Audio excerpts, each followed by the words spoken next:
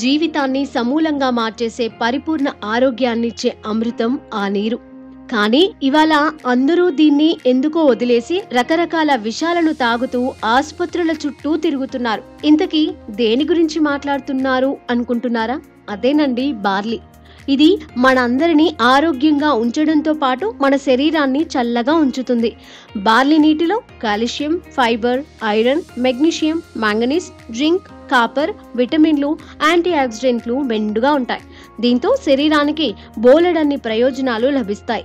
వాస్తవానికి శరీరాన్ని ఆరోగ్యంగా ఉంచడానికి, కాలేయాన్ని నిర్వీషీకరణ చేయడానికి చాలా మంది ఇప్పుడు డీటాక్స్ పానీయాలపై ఆధారపడుతున్నారు.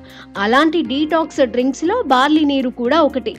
బార్లీ గింజలను రాత్రంతా నానబెట్టి మరుసటి రోజు వాటిని మరిగించి ఆ నీటిని తాగాలి, లేదా బార్లీ పొడిని నేరుగా మరిగించి తాగాలి. ఇలా చేయడం వల్ల ఆరోగ్యం మెరుగుపడటంతో పాటు శరీరాన్ని చల్లగా ఉంచుతుంది.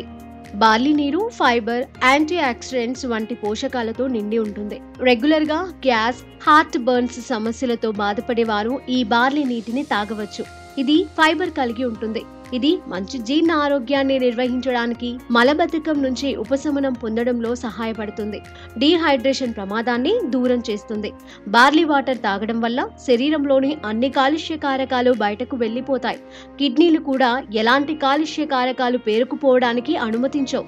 ఇది కిడ్నీ స్టోన్స్, ఇన్ఫెక్షన్ ప్రమాదాన్ని తగ్గిస్తుంది. బార్లీలో ఉండే యాంటీ ఆక్సిడెంట్లు శరీరాన్ని వివిధ వ్యాధుల నుంచి రక్షిస్తాయి. బరువు తగ్గాలనుకున్న వారు బార్లీ నీరు రెగ్యులర్ గా తాగితే మంచి ఫలితం ఉంటుంది. అలాగే ఉదయం, మధ్యాహ్నం జిమ్ కి వెళ్లేవారు బార్లీ వాటర్ ను తాగవచ్చు. బార్లీ చెడు కొలెస్ట్రాల్, ట్రైగ్లిసరైడ్లను గ్రహిస్తుంది. ఇది బరువు తగ్గడంలో సహాయపడుతుంది.